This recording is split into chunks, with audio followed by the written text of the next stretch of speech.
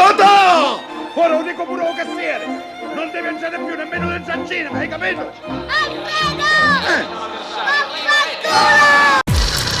Découvrez le e-cinéma et entrez dans une nouvelle dimension. Era la pellicola.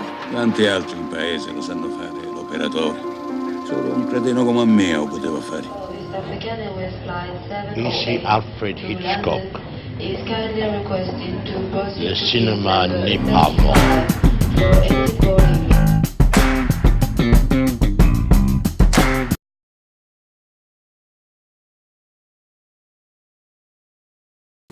C'est sans protocole. C'est un garçon et une fille. C'est ça. Ah mince alors. Bien, sur le fait que le cinéma soit pas mort, je suppose que vous y souscrirez tous sans difficulté. Pour ce qui nous concerne, il y a un petit point sur lequel j'aimerais vous faire réagir dans l'ordre qui vous plaira. On a fait donc pour préparer cette journée une étude avec l'Institut CSA donc sur les Français et leur télévision et le genre de programme apparemment qui reste privilégié et préféré à la télévision, c'est le cinéma, alors que le buzz aujourd'hui est plutôt du côté des séries. Donc j'imagine que vous y trouverez plutôt un signe d'espoir et un signe de travail surtout pour moi. Voilà, et ben voilà. Donc on va commencer par vous.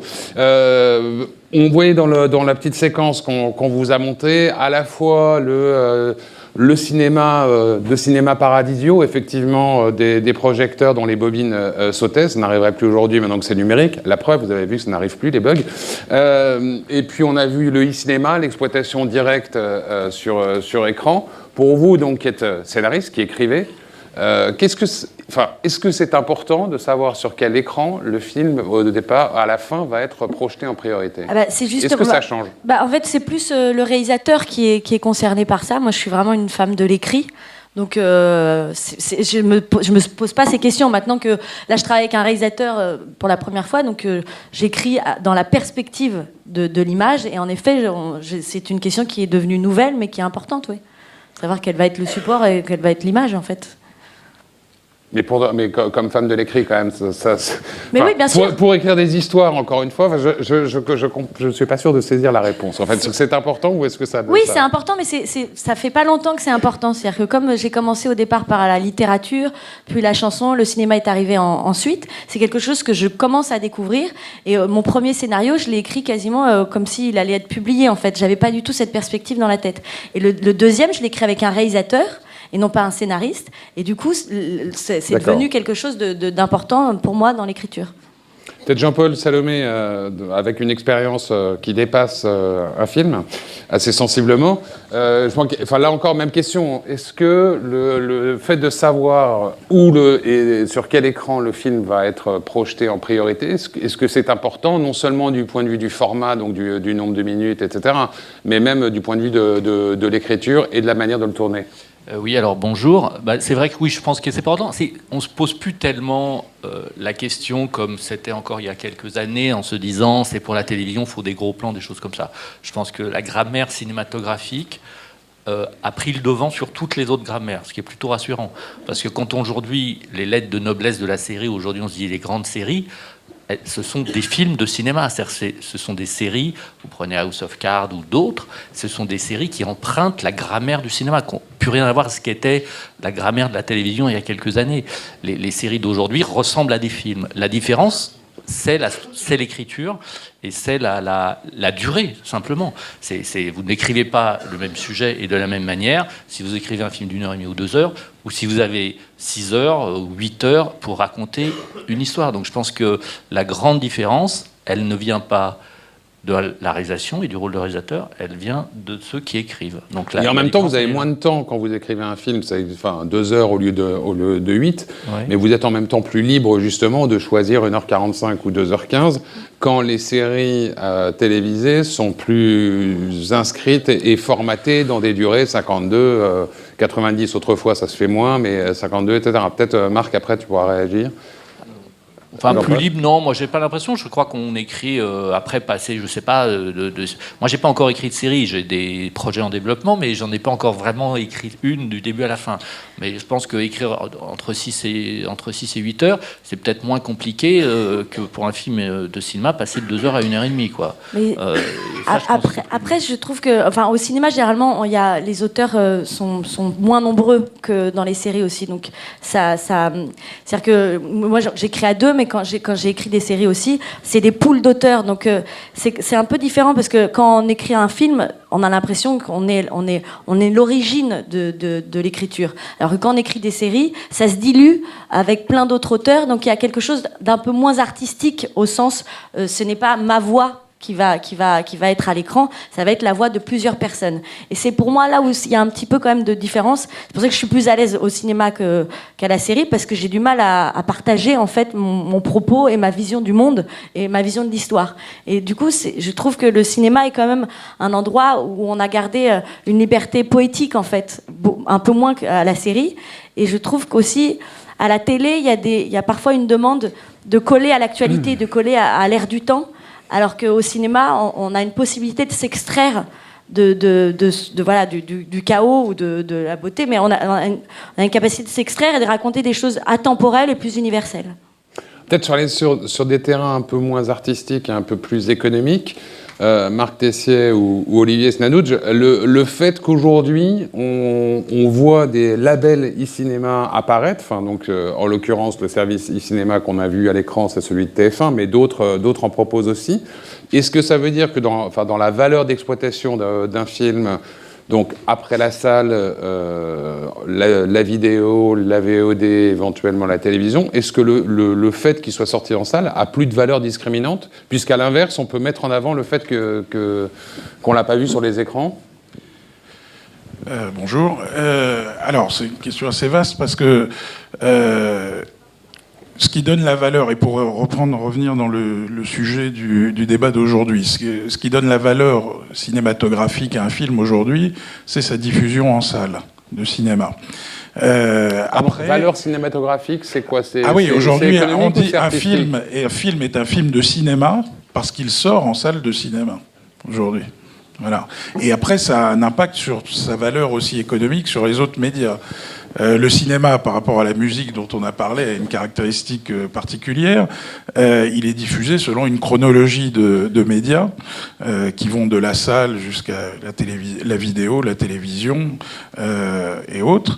Mais ce qui évidemment a évolué énormément ces derniers temps, on a parlé de technologie aujourd'hui, c'est la numérisation des contenus. Et donc aujourd'hui peuvent se produire à des coûts bien inférieurs à ce qu'est un film de cinéma, des œuvres extrêmement différentes qui n'ont pas forcément la capacité à être diffusées en salle ou le potentiel d'attirer un spectateur de salle de cinéma.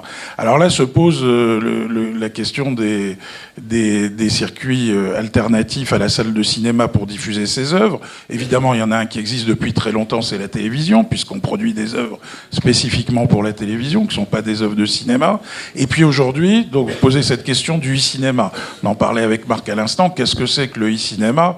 C'est juste une appellation marketing de ce qu'on appelait jusqu'à présent le direct to vidéo, le direct to VOD. En fait, c'est-à-dire ne pas passer par la salle de cinéma, aller directement sur un support de diffusion vidéo qui soit digital ou autre. Avant, on avait des films qui sortaient directement, soit en VHS, soit en DVD, qui ne passaient pas par la salle, donc qui ne passaient pas par toute la chronologie. Voilà, c'est juste un problème de capacité de ces œuvres à attirer un public en salle ou pas. Après, quel est le modèle économique ? Ça, c'est une autre question. Est-ce qu'il n'y a pas un peu aussi deux sous-familles dans ce e-cinéma ? C'est-à-dire d'un côté, les productions très bas de gamme, genre films de genre, bataille de kung-fu, etc. Et d'autre part, des films qui ont eu une carrière en salle ailleurs qu'en France, mais simplement qui ne sont pas sortis en France. Et du coup, est-ce qu'il n'y a pas un sujet, alors là, qui est maintes fois débattu par les gens du cinéma, en termes d'engorgement de l'exploitation et du fait qu'on pousse trop de films en salle aujourd'hui, ou qu'en tout cas, les salles ne peuvent pas accueillir tous les films qui pourraient y trouver leur place ? Enfin, un film de cinéma ne peut pas être, disons, d'une catégorie A aux États-Unis, d'une catégorie B en France et vice-versa. Je veux dire, ça, je ne crois pas. Il se peut que pour des raisons pratiques, l'exploitation d'un film soit différente d'un pays à l'autre, notamment en fonction de la langue, de la culture, etc. Mais enfin bon, grosso modo, je ne pense pas que ça soit une catégorie fondamentale. En tout cas, pour l'avenir du secteur dont je m'occupe, la VOD, c'est pas ça qui sera l'avenir essentiel. Les meilleurs films passent en salle. Non, mais je voudrais peut-être, pour répondre à ta question, non pas dire toujours effectivement la salle sanctifie le film, mais dire ce qui, au fond, fondamentalement pour moi, caractérise le cinéma. La première chose, c'est l'ambition éditoriale, qui doit être extrêmement forte, puisqu'il faut justifier ensuite d'un process de marketing pour faire venir des gens en salle.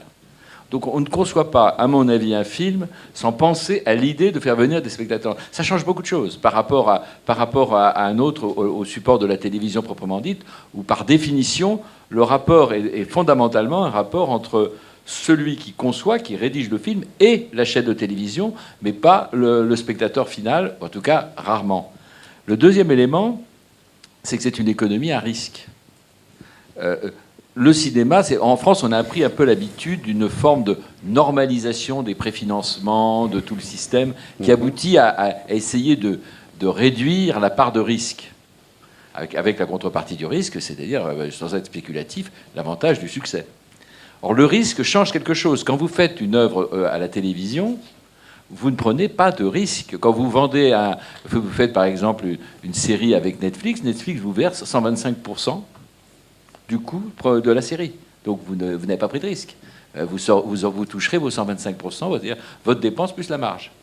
Et le troisième élément, qui à mon avis est assez décisif, c'est que le cinéma se définit par la pluralité de ses sources de financement. Et ceci, c'est vrai, ou d'amortissement du film. C'est vrai pour tous. Et cette pluralité est une garantie d'indépendance. Alors évidemment, elle n'est jamais parfaite. Il y a des moments où, par exemple, en France, tel ou tel opérateur va prendre une part tellement prépondérante dans le financement qu'il va influencer le contenu, bien sûr. Mais enfin, en gros, quand même, on arrive à des situations assez équilibrées. Alors, pour revenir à la question du e-cinéma, il faut l'approcher par rapport à cette logique.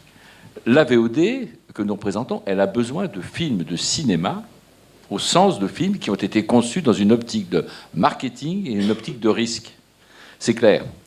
Et vouloir développer le e-cinéma, alors je ne parle pas des films qui ne sont pas repris parce qu'il n'y a pas assez de place en salle, mais je parle du e-cinéma en tant que tel, suppose qu'on le finance.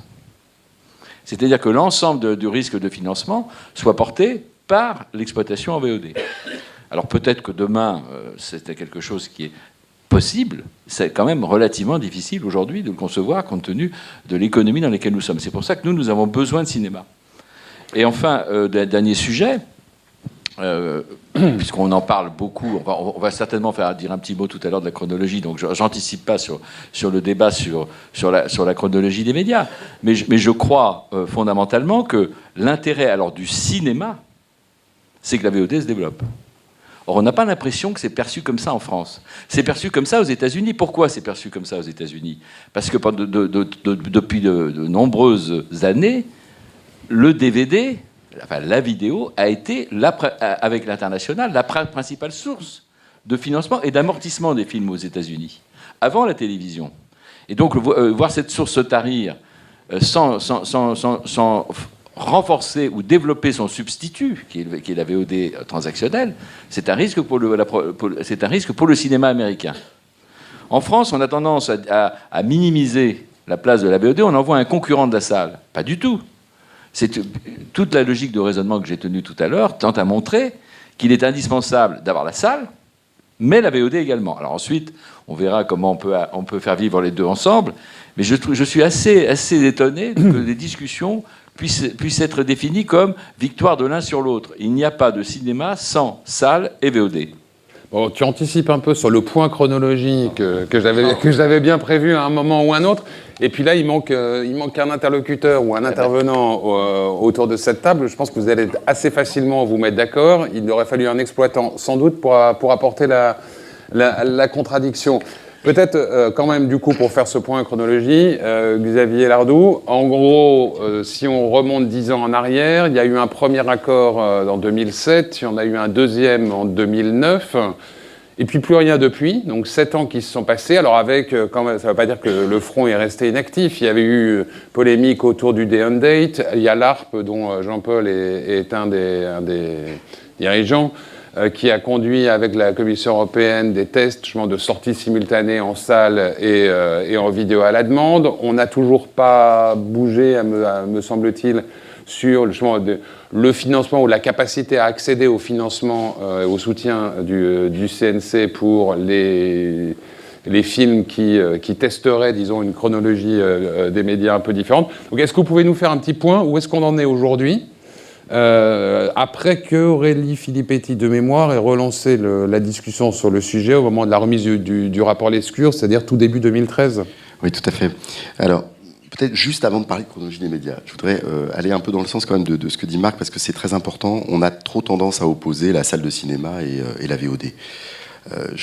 Sans faire un éloge ou un panégyrique de la salle de cinéma, je voudrais juste donner 3 chiffres. Le 11, c'est pas un peu les exploitants? Enfin, pardon, ils sont pas là. Donc, mais, non, je ne crois pas, honnêtement, je ne crois pas. Je pense que je voudrais vraiment rappeler quelques chiffres très simples. Parce que vous montriez tout à l'heure Alfred Hitchcock disant que le cinéma n'est pas mort. On a entendu beaucoup, il y a une quinzaine d'années, la salle de cinéma est morte, n'a pas d'avenir, n'a plus d'avenir. Qu'est-ce qu'on constate? Je donne juste 2 chiffres. En France, on a, fin 2015, de manière précise et exhaustive, puisque les chiffres de 2016 ne sont pas tout à fait encore connus, on a 5740 écrans, soit une croissance de près de 9% en 10 ans, du nombre d'écrans en France.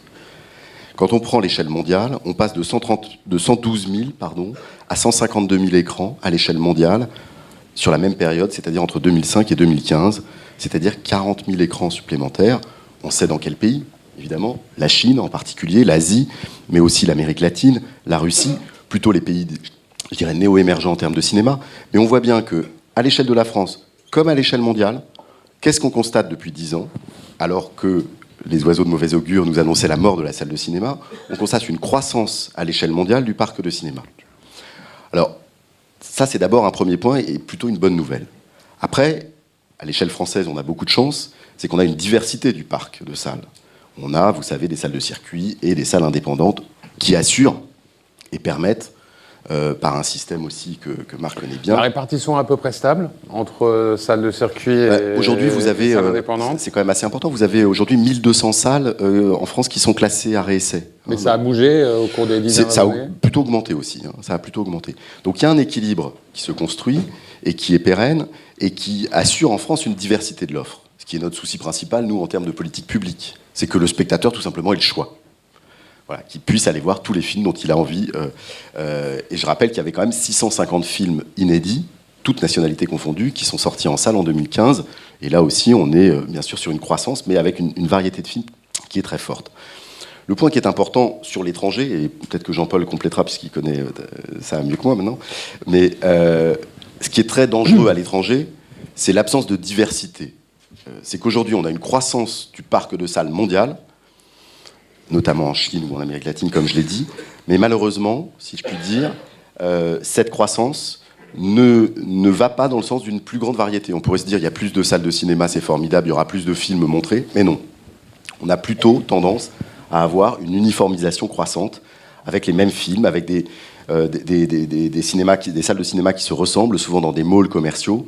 Et ça, c'est vrai que c'est pour ceux qui aiment la diversité cinématographique et le cinéma en particulier, c'est à la fois une bonne nouvelle et une nouvelle un peu inquiétante. Et heureusement, en France, on a réussi avec les professionnels et avec le système public du CNC à consolider, par des réglementations, par des aides financières, cette diversité. Donc ce qui me paraît très important d'abord, premier point, c'est de rappeler la force de la salle de cinéma en France et dans le monde, avec une spécificité française qui est cette diversité du parc de salles et des films. Est-ce que vous m'autorisez à bouleverser encore les débats? Parce que j'ai senti Jean-Paul Salomé tout à l'heure un peu s'agiter sur son siège. Il me semble qu'Olivier Snanout, je voulais peut-être réagir aussi sur ce premier sur ce panorama que vous faites. Jean-Paul, puisque vous êtes le premier que j'ai vu bouger. Hein. Oui, moi je suis moins optimiste que Xavier, c'est-à-dire que dans les statistiques, oui, la France est passée de 110 millions d'entrées à 200 en quelques années. Oui, on a le parc de salles, et ce qu'il dit sur l'étranger est tout à fait juste, mais moi, le problème, c'est que j'ai l'impression qu'on le ressent en France. Moins fortement parce qu'on a la chance d'avoir un tissu qui existe encore, une réglementation. Mais vous prenez des exemples tout simples. Je pense que le cinéma hors blockbuster, hors comédie, etc., est de plus en plus difficile à exposer et à rencontrer son public en salle. Un film comme Marius et Jeannette, il y a 10 ans, faisait 2 millions de spectateurs. Je ne sais pas aujourd'hui ce que ferait un film comme Marius et Jeannette. Les films d'auteurs un peu pointus et qui sortent des franchises, des marques, de la pure comédie, malheureusement, ont une vie en salle, en France. Et alors, ces films existent encore. Dans d'autres pays, ils n'existent plus du tout. Donc, on peut déjà se satisfaire de ça. Mais je pense que ces films ont une vie un peu de plus en plus difficile. Ça, je pense, c'est une vraie constatation. Il suffit de parler avec tous les distributeurs indépendants qui fabriquent, qui distribuent ces films-là aujourd'hui. Ils ont de plus en plus de mal à faire exister ces productions. Donc ça, c'est important. À l'international, Xavier a totalement raison, ce phénomène est démultiplié, parce qu'il y a de moins en moins de films autres qu'américains qui ont accès aux salles dans tous les pays du monde. Des pays comme l'Italie, l'Allemagne, l'Espagne ont finalement une cinématographie intérieure forte, qui est faite principalement de comédie, qui ne s'exporte pas. Donc on ne peut pas dire que le cinéma italien, espagnol ou allemand n'existe plus. C'est faux. Il existe parce que vous regardez les chiffres, ils produisent des films. Et plutôt de plus en plus d'ailleurs. Ils en produisent plus. Les gens continuent à aller les voir. Simplement, il n'y a absolument plus de cinéma d'auteur, quasiment plus ou très peu, italien, Espagne, Allemagne et d'autres, qui voyagent, c'est-à-dire qui s'exportent. Et ça devient des productions locales. Faut se méfier. En France, on n'y est pas encore, mais on prend quand même ce chemin-là. C'est-à-dire qu'il suffit de voir le nombre de comédies qui sortent au jour par semaine, il suffit de voir le discours des grands groupes. En fait, les gens vous disent qu'il faut 2 comédies par semaine et un nombre de films qui puissent aller dans les festivals internationaux. Le reste, à quoi ça sert? Bon, voilà. Ça, c'est peut-être un peu cruel, mais c'est quand même une ligne qui petit à petit, se met en place. Ouais, je pense que je vais faire réagir Olivier Stanouge, Marc, avec plaisir Victor ensuite. Sur ce point, non, sur ce point précis, c'est ça l'utilité de la VOD, mon cher Jean-Paul.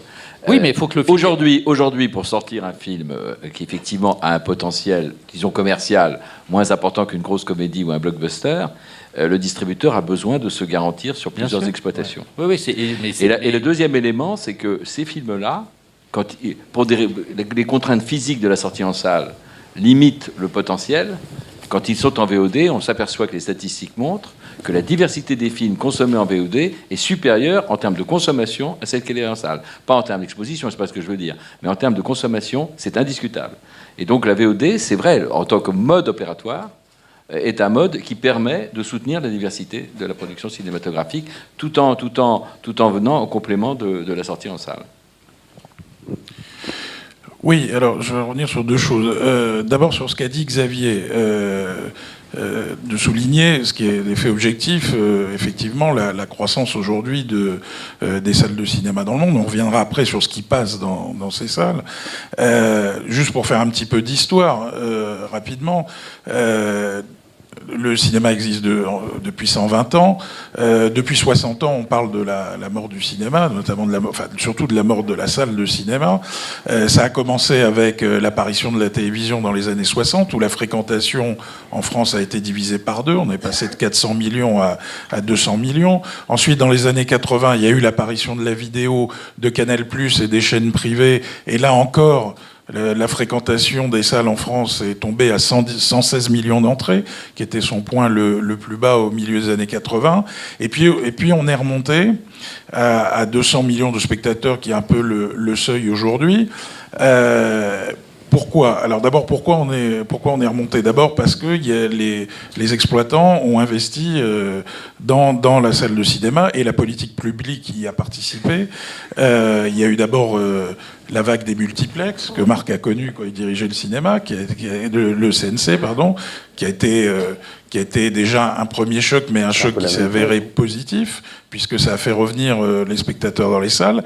Et puis, ce qui se passe depuis 10 ans, c'est qu'on a eu une explosion du nombre de films disponibles à la télévision.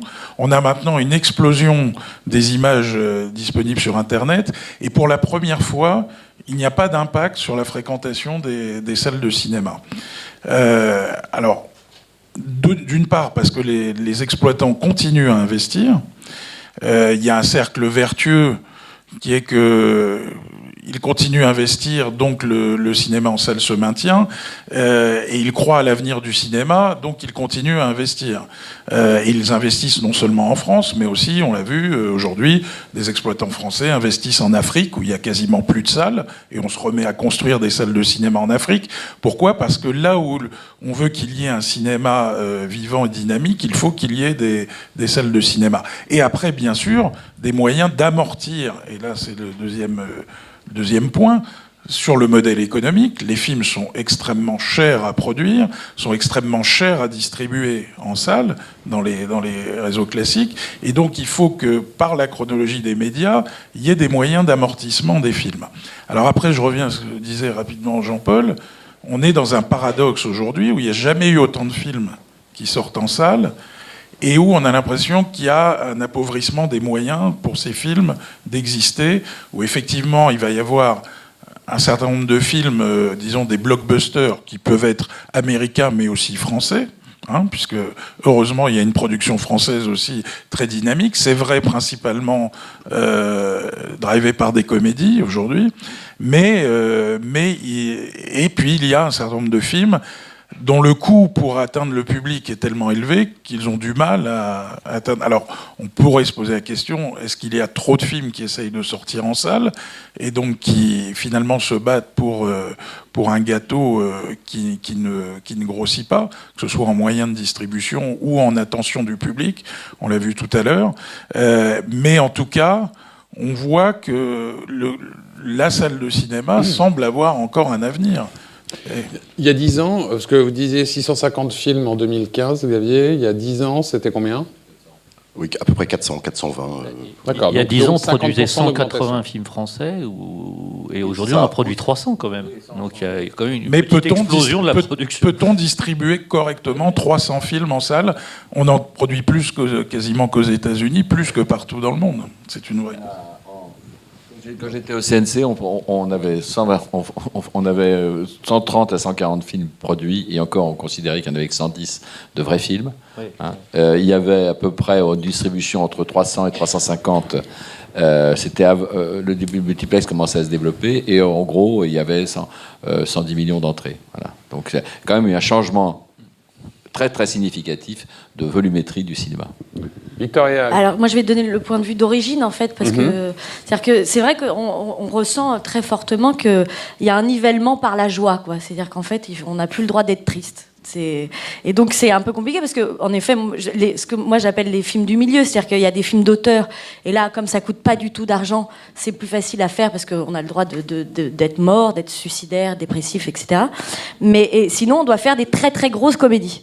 Mais le ton entre les deux, c'est-à-dire la comédie à l'italienne, où on a le droit de pleurer et de rire dans une même histoire, on a le droit d'être triste et gai, c'est très compliqué. Et je le sens, moi, parce que j'ai l'impression d'avoir de plus en plus de pression sur le ton que je dois choisir à la base.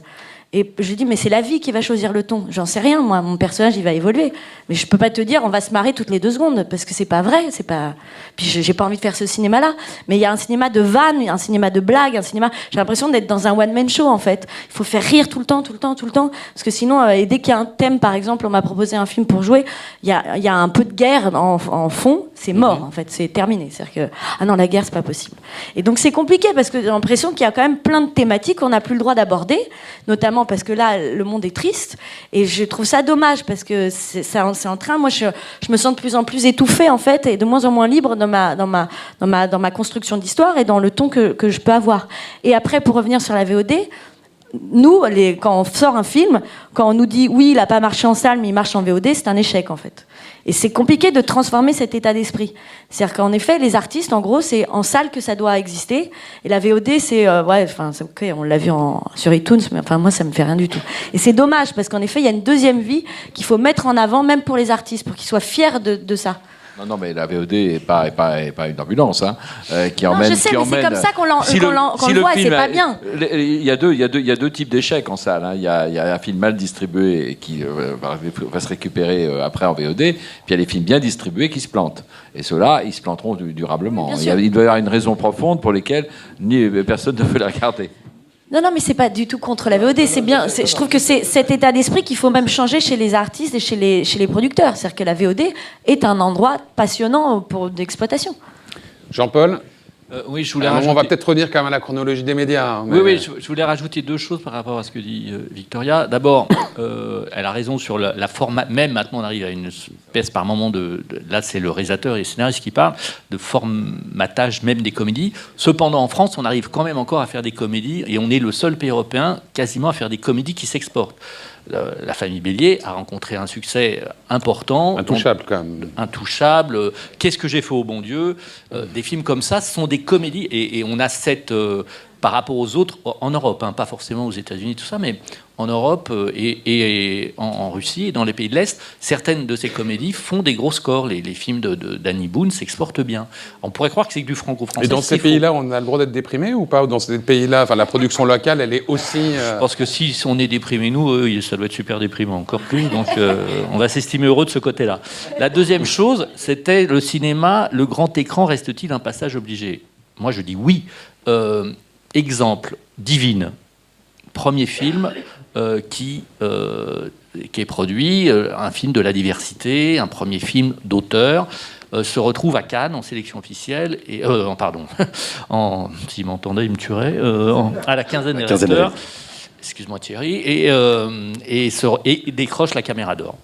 Donc, une réalisatrice se retrouve immédiatement identifié comme auteur sur la scène internationale parce que le film est passé dans le plus grand festival au monde. Ce film est vendu à Netflix, qui achète les droits monde du film, excepté France, parce que, heureusement, la France a quand même produit le film. C'est-à-dire Netflix, ils sont marrants, ils vont acheter le film, mais à la base, ils l'auraient jamais acheté sur scénario. Donc c'est quand même parce qu'il y a eu France Télévisions, parce qu'il y a eu Diafana, parce qu'il y a eu des Sofika, que le CNC, voilà, que Divine existe. Mais en même temps, on peut comprendre qu'aujourd'hui, pour qu'un film comme Divine existe à l'international, c'est très très difficile. Et on peut se poser la question que la meilleure exposition d'un film comme ça, c'est Netflix et une plateforme. Mais c'est valable parce que ce film est un film de cinéma. Il est né sur un écran. Alors, il n'est pas né dans tous les cinémas du monde, mais il est né en France et il est né sur les écrans du festival le plus important. Donc ça, c'est un système qui va peut-être exister, qui va peut-être être formidable et qui permettra la création et l'émergence. Par contre, la question qu'on peut se poser à personne n'a la réponse pour l'instant, est-ce que cette cinéaste sera identifiée parce qu'elle est sur Netflix? Je ne sais pas. Je pense que si elle est identifiée, c'est parce qu'elle a une Caméra d'Or à Cannes. Mais c'est pas parce que son film aura des millions de téléchargements à travers le monde sur Netflix qu'on dira c'est la prochaine François Truffaut, c'est la prochaine... Voilà. Ça va être plus difficile. D'autant plus que Netflix partage assez peu d'infos, mais en tout cas, ça fait une belle transition pour revenir à la chronologie des médias, parce que une des particularités de Divine, c'est que les Américains, les Chinois non, parce qu'ils n'y sont pas, mais enfin bref, partout dans le monde, on va le voir avant la fin de l'année, et que si Netflix l'avait acheté en France, ou si une autre plateforme de SVOD l'avait acheté en France, les Français, eux, ici, l'auraient vu dans 3 ans. Donc, ce qui peut paraître comme une forme quand même prêter à réfléchir. Peut-être donc, pour revenir sur la chronologie, donc ce qu'on a... Je voulais simplement faire remarquer quand même que, Netflix ou pas Netflix, Jean-Paul, il arrive que des grandes personnalités sont découvertes dans la réalisation de séries télévisuelles par des grandes chaînes au niveau mondial. Et je pense que si Divine fait 10 millions, 15 millions, 20 millions de visiteurs, etc., là, je pense que c'est quand même un argument. Et tu verras que Netflix passera immédiatement pour lui proposer de réaliser un film. Peut-être, on va découvrir. Et donc là, pardon, on est en tout cas entre Netflix et la salle, on est aux deux extrémités de la chaîne. Jour J pour la salle, 36 mois plus tard pour la SVOD. Donc il y a, on lit ou on entend un certain nombre en tout cas, on entend parler de débats au CNC, mais qui sont en cercle restreint. On a vu ou lu les propositions de Canal, donc exposées aux rencontres de l'ARP à Dijon. Donc que peut-être Xavier, vous pouvez peut-être faire un petit wrap-up de ces différents aspects et des perspectives dans les mois à venir. Oui, tout à fait. C'est-à-dire que notre sentiment, nous, côté un peu pouvoir public, l'expression fait toujours sourire, mais ce qui nous paraît important, c'est de consolider, comme je le disais tout à l'heure, la place de la salle de cinéma, parce que je partage l'avis de Jean-Paul, je pense qu'effectivement c'est une fenêtre incontournable, c'est la fenêtre initiale et originelle, qui nous paraît décisive. Et on va publier des chiffres dans quelques semaines de fréquentation en 2016. On risque d'atteindre le deuxième meilleur niveau depuis 50 ans.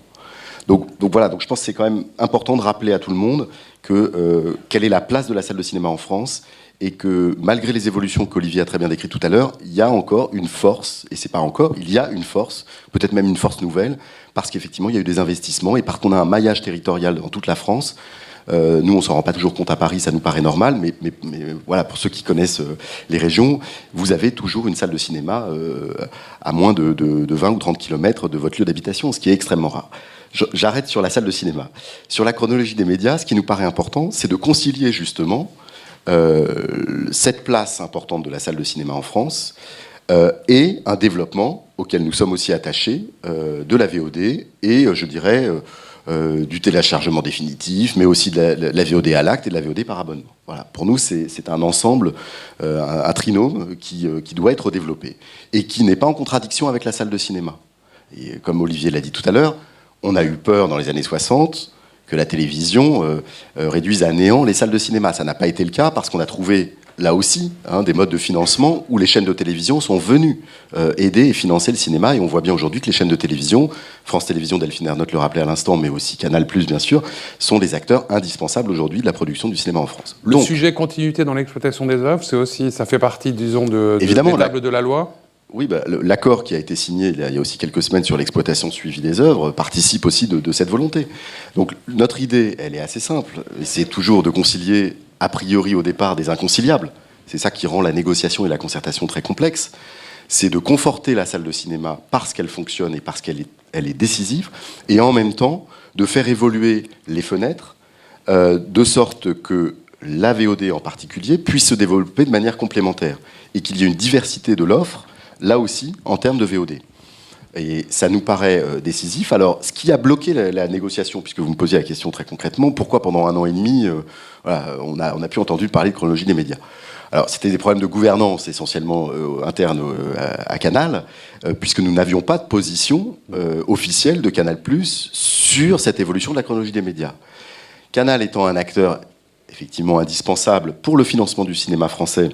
Je rappelle que le dernier accord qui a été signé grâce aux professionnels français qui se sont beaucoup battus sur ce sujet il y a maintenant un peu plus d'1 an et demi à Cannes, c'est un accord quinquennal, donc pour 5 ans, qui prévoit presque d'injecter sur la totalité de la période plus de 900 millions d'euros au total dans le cinéma français et européen.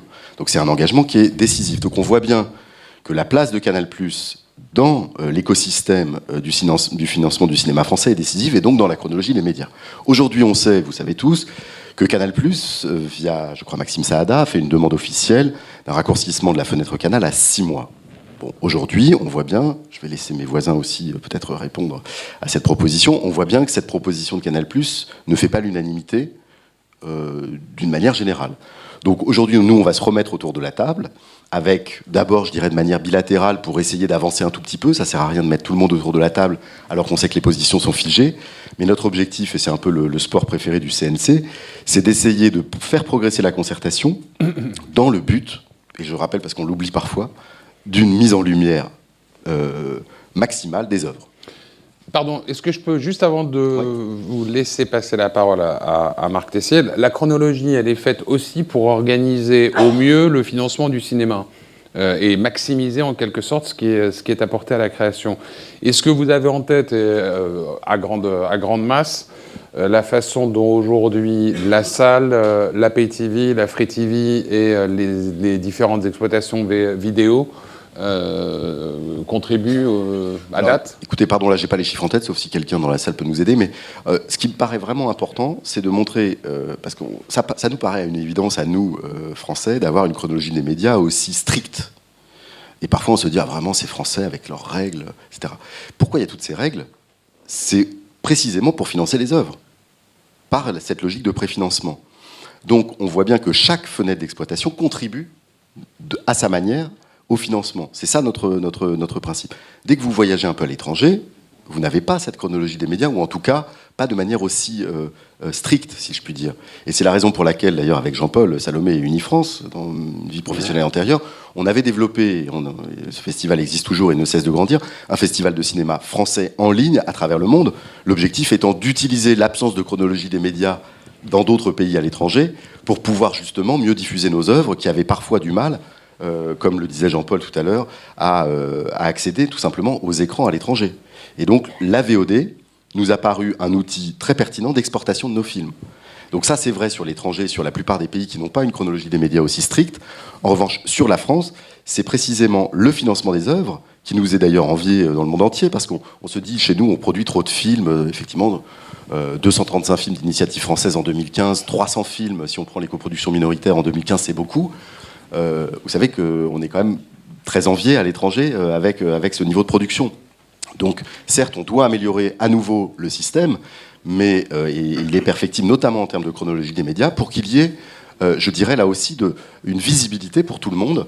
Et j'insiste sur ce point, ça ne nous semble pas contradictoire de développer la VOD et de renforcer la place de la salle de cinéma et la place des chaînes de télévision.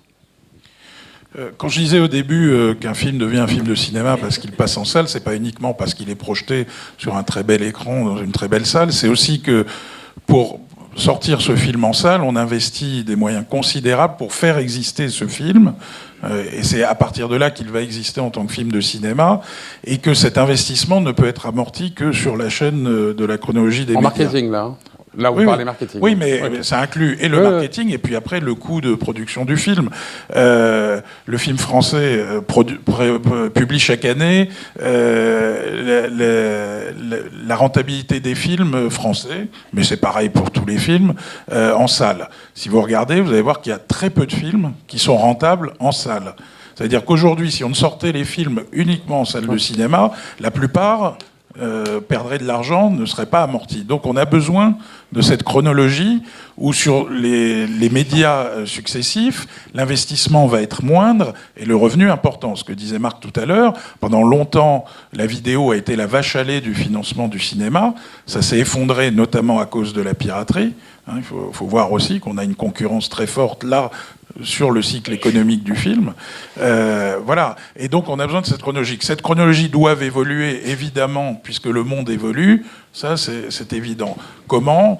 C'est là que, à la fois, les pouvoirs publics et la profession essayent de trouver le meilleur équilibre pour assurer le meilleur financement du cinéma ensuite.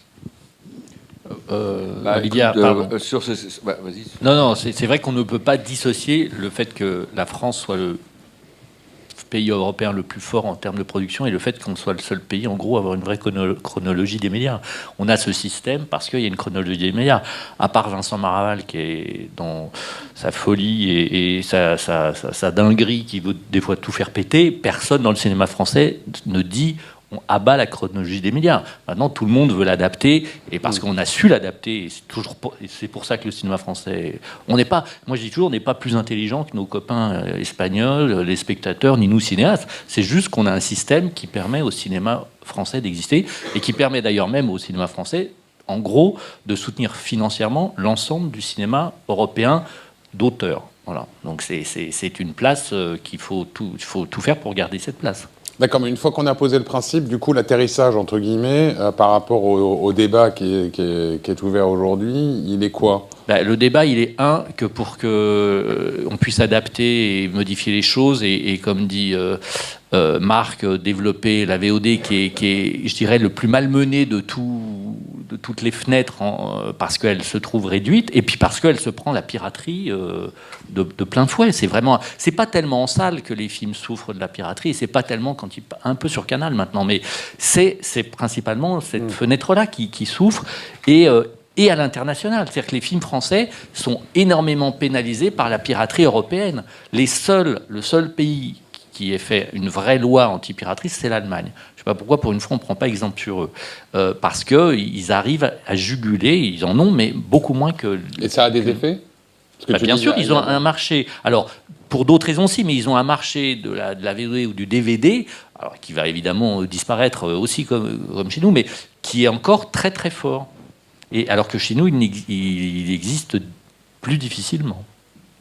Je donne la parole, mais juste sur une dimension moins économique et peut-être plus symbolique, je rebondis sur ce que disait tout à l'heure Victoria, sur le côté, pour des gens de cinéma, entre guillemets, des saltimbanques, avec encore plus de guillemets, le fait finalement d'avoir le sentiment qu'un succès, un grand nombre de transactions en VOD ou j'imagine que ça devait être la même chose hier en vente de DVD, ça vaut pas le même nombre de tickets d'entrée en salle. Est-ce qu'il n'y a pas une forme de pédagogie à avoir pour revaloriser aussi la dimension finalement symbolique, encore une fois, de chacune des formes d'exploitation ? C'est assez normal qu'il y ait une gradation dans la rémunération du film au fur et à mesure que le temps passe, quand même. C'est tout à fait logique. On ne propose pas une œuvre qui n'est plus inédite parce qu'elle a déjà eu 2 millions ou 3 millions de spectateurs en salle. On ne peut pas considérer qu'elle va avoir la même valorisation qu'au niveau de la salle et ainsi de suite pour Canal+, etc. Non, ce que je dirais, c'est que ce qui est le plus important, et c'est ce que montre l'exemple de Canal+ aujourd'hui, c'est que la chronologie, c'est très intéressant et très important. Le mode de financement, c'est très important. Mais le succès commercial, c'est essentiel. Le problème que nous pose aujourd'hui le groupe Canal+, c'est qu'il perd des abonnés. Et qu'il cherche par un mécanisme, et pas simplement par le mécanisme de la chronologie des médias, qu'il cherche à retrouver une courbe positive d'évolution de ses abonnés. Et l'ensemble de la profession est concerné. On ne compensera pas cette perte d'abonnés par des artifices ou par des règlements ou par des chronologies ou autres. C'est la réalité objective des choses. Et donc nous sommes aujourd'hui confrontés à une analyse importante que nous a posée Canal+, qui est de dire « Moi, je dois maintenant, pour retrouver ma courbe, diminuer mon prix d'accès par 2, ce qui change complètement la valorisation, y compris en amont du film. » Pendant très longtemps, on a toujours considéré qu'il fallait absolument qu'aucune des étapes de la chronologie ne brade le film. Je ne dis pas que Canal+ va le brader. Il diminue par 2. Et il veut avancer sa chronologie de 4 mois, en passant si j'ai bien compris, de 10 mois à 6 mois. Bon. Tout ça parce qu'il n'y a pas assez d'abonnés. C'est ça la question. Et donc moi, je pense, et je ne voudrais pas négocier la chronologie des médias ici à la tribune, je dis que la seule façon d'y arriver, c'est les discussions entre nous, si possible un peu confidentielles, où on regarde quelles sont les possibilités. Et je crois que fondamentalement, nous devons nous interroger sur la raison pour laquelle la VOD ne s'est pas développée en France suffisamment, en dehors du piratage, mais le piratage existe partout. En tout cas, c'est beaucoup moins développé que sur les marchés anglo-saxons. Et pourquoi Canal+ est obligé de faire une telle demande aujourd'hui pour retrouver la bonne courbe. Et encore une fois, la négociation que nous allons avoir, qui va porter sur l'ensemble des données, y compris le préfinancement, cette négociation doit tenir compte de ce facteur, comment optimiser non seulement Canal+, mais la VOD. Alors si chacun des acteurs dit « moi je bouge pas », puisque la loi prévoit que c'est une négociation qui doit avoir lieu, si chacun part dans la négociation en disant « je ne bouge pas », je n'apporte aucun élément de souplesse dans le dispositif, on va rester au statu quo. Et si on reste au statu quo, on sait que la VOD n'aura pas la croissance qu'on peut en attendre, la diversité des succès des films en VOD ne sera pas celle qu'on peut souhaiter, et Canal+ continuera à avoir une décroissance. Donc c'est ça le sujet. Alors, personne. Alors, sur la question de savoir si on veut faire du day and date ou autre question, la position de notre syndicat n'est pas favorable. Nous sommes favorables à ce qu'il y ait un cinéma fort, j'en résumais les 3 conditions tout à l'heure dans mon intervention, et que ce cinéma fort passe effectivement par une rémunération de la salle. En sachant quand même que la salle, pour des raisons évidentes, parce qu'elle est la première en inédit, la salle, pour l'écrasante majorité des films, ne dégage pas un revenu pour les ayants droit et les producteurs, et elle couvre non seulement ses frais de sortie, et encore parfois, comme tu disais, elle est en négatif, et que la VOD, à l'inverse, au moins son grand avantage, c'est qu'elle retourne 70% de sa recette client, entre 60 et 70% de sa recette client, elle le retourne à l'ayant droit. Et ça, c'est une chose qu'on ne dit pas assez. Donc, trouvons un terrain d'entente. Voyons les contributions des uns des autres et sachons, on voit bien que la porte de sortie, elle va vers on ne peut pas continuer à négocier en pensant que la chronologie légale est la même pour un film qui a un petit budget, qui va sortir avec 200 000 euros et encore même pas de promotion en salle, qui va rester une semaine en salle, et évidemment une des grandes comédies françaises qui va investir énormément d'argent, qui va faire 2 millions d'entrées, et qui évidemment a besoin d'un espace en salle plus long que la première. Ça, c'est évident. Et personne ne le conteste. Personne n'imagine qu'on puisse imposer aux grandes comédies ou aux grands blockbusters américains une sortie qui soit une sortie sur 15 jours, 3 semaines, 1 mois, 2 mois. C'est pas possible. Peut-être, je partage presque tout ce qui a été dit par Marc, mais il y a 2 points qui me paraissent quand même vraiment importants et qui ne sont pas notamment le premier, mais ils ne sont pas que des points franco-français. Il y a aussi la question qui est en train d'avancer à Bruxelles, mais de taxation, ce qui n'est pas encore le cas aujourd'hui, mais c'est bien parti, car on a en plus le soutien de beaucoup d'Européens sur ce sujet, de taxer, non pas, comme on dit, le pays d'origine, mais de taxer le pays de destination de certains opérateurs dont le siège social n'est pas en France.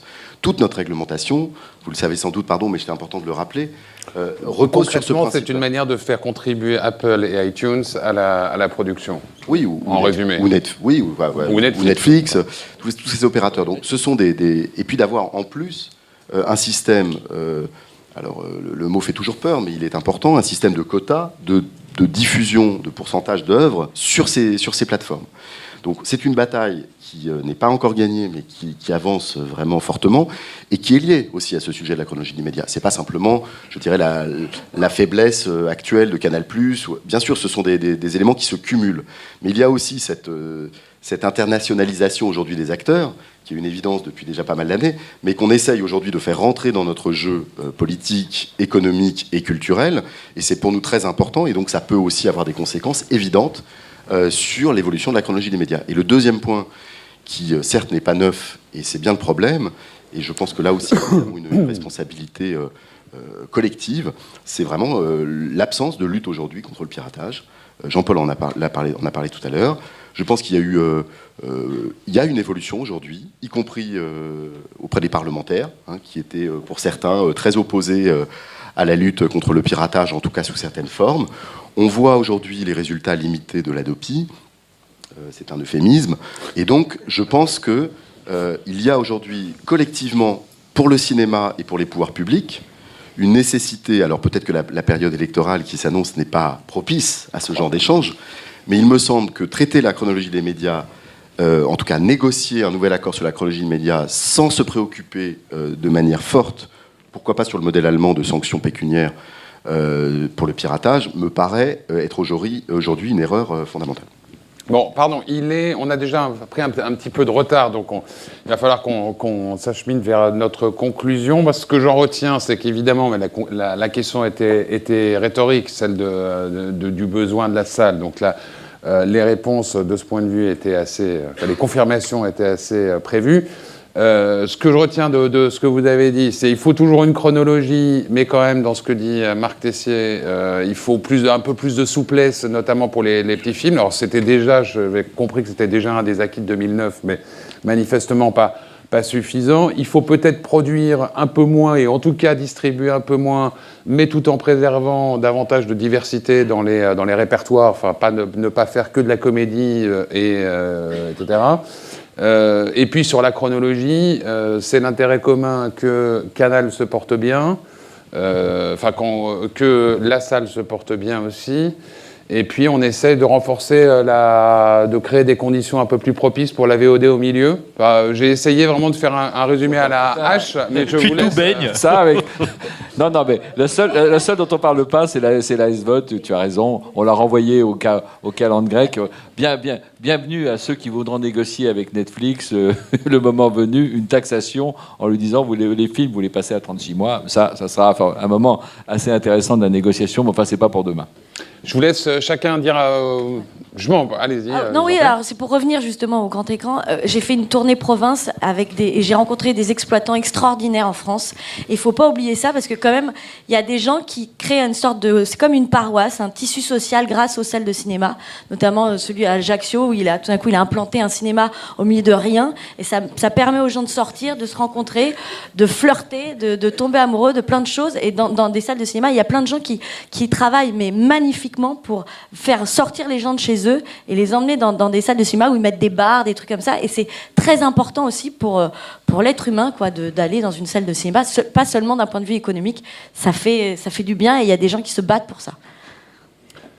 Messieurs, un mot peut-être de conclusion ou d'amodiation de ce que j'ai pu... Oui, Victoria a raison. La salle de cinéma en France est un lieu de socialisation, un des derniers qui reste, qui est important, où les gens se mélangent. Et un film naît au cinéma parce que c'est une expérience collective. Je pense que regardez... Godard, toujours très à la pointe pour donner des déclarations, disait le cinéma, on lève la tête et la télé, on baisse la tête et on regarde. Et alors, je sais pas. Et le téléphone, on regarde ses pieds, je pense maintenant. Donc, un film, enfin, en tout cas, c'est le spectateur et le réalisateur. Un film ne se découvre pas sur un écran de la taille d'un téléphone ou d'un iPad. Déjà, sur une télé, c'est compliqué. Donc, peut-être sur le mur de votre salon. Mais c'est pas que ça. C'est pas juste la taille de l'écran et la qualité de la projection. C'est partager une expérience. C'est voir un film dans lequel on rit, évidemment, la salle, ou même on pleure. Et la chance des gens qui découvrent des films au Festival de Cannes et voient Mommy et pleurent ensemble, ou voient le film des Dardennes, pleurent ensemble, ou rient sur un Woody Allen. Nécessaire. Il n'y a qu'au cinéma qu'on trouve cette expérience-là, quand même. Olivier ? Oui, je suis tout à fait d'accord avec toi, Jean-Paul, mais néanmoins, le challenge des années à venir pour la salle de cinéma, ça va être justement de continuer à attirer le public jeune. Si aujourd'hui, ce sont les blockbusters américains et les comédies françaises qui marchent le mieux, c'est parce que ce sont les films que vont voir les jeunes. Et il faut, si on veut qu'ils découvrent d'autres types de cinéma, c'est indispensable aussi à la survie du cinéma, il faut aussi que les salles, et nous, les distributeurs, on soit capables de communiquer avec les jeunes, avec leurs moyens de communication. On l'a vu tout à l'heure dans ce que disait Laurent Soli, le temps qui est consacré aujourd'hui à l'attention sur le mobile, on le voit tous, on passe même pas une heure là pendant ce débat à ne pas regarder notre téléphone. Et les jeunes encore plus aujourd'hui parce que ils sont habitués à ça dès le début. On sait que s'ils vont pas en salle avant qu'ils soient adolescents ou avant qu'ils soient adultes, ils n'iront jamais dans leur vie. Et aujourd'hui, la bonne fréquentation des salles, celle d'aujourd'hui, c'est notre génération qui l'a fait. C'est parce que ceux qui ont été habitués à y aller quand ils étaient jeunes, qui ont été un peu moins quand ils ont été jeunes parents, ils retournent quand ils ont un peu plus le temps. Et donc il faut qu'on arrive à recréer ça, mais pour faire ça, il faut qu'on s'adapte à ce que veut le public, à ce que veut le consommateur, à ce que veulent les jeunes. Voilà. Et donc aussi, il va falloir que la salle devienne aussi un lieu compatible avec ces nouveaux modes Pardon, Olivier a raison. Quand il y a 25 ans, on me disait qu'il faut faire des films pour les jeunes. Maintenant, on me dit qu'il faut faire des films pour les vieux. Donc, Moi, je suis perdu. Alors, je fais quoi, dirais simplement, il faut vraiment optimiser la relation entre les salles et la VOD. Il faut jouer de la complémentarité. Pour moi, ça implique un peu plus de souplesse. Et pour tenir compte de la nature du film, il faut que l'effet d'entraînement de la salle se retrouve en VOD, et donc que le calendrier soit adapté en conséquence. On ne doit pas faire 2 campagnes marketing, une quand on sort en salle et puis 4 mois après ou 5 mois après quand on sort en VOD. Mais bref, ça peut se discuter, mais en revanche, voir l'avenir de la VOD hors du film de cinéma, ça j'y crois pas du tout. Je pense que la VOD a besoin du film de cinéma. Un dernier mot, Xavier ?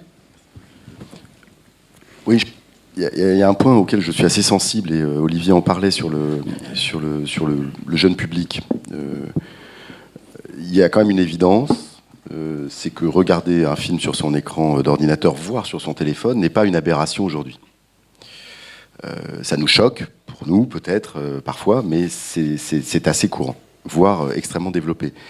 Donc là aussi, je pense qu'on a un public dans les salles de cinéma qui reste très jeune, hein, avec une fréquentation qui est forte, mais aussi un public vieillissant, puisque les plus de 60 ans et de 65 ans ont du temps et parfois un peu de moyens, donc ça leur permet effectivement de fréquenter beaucoup les salles.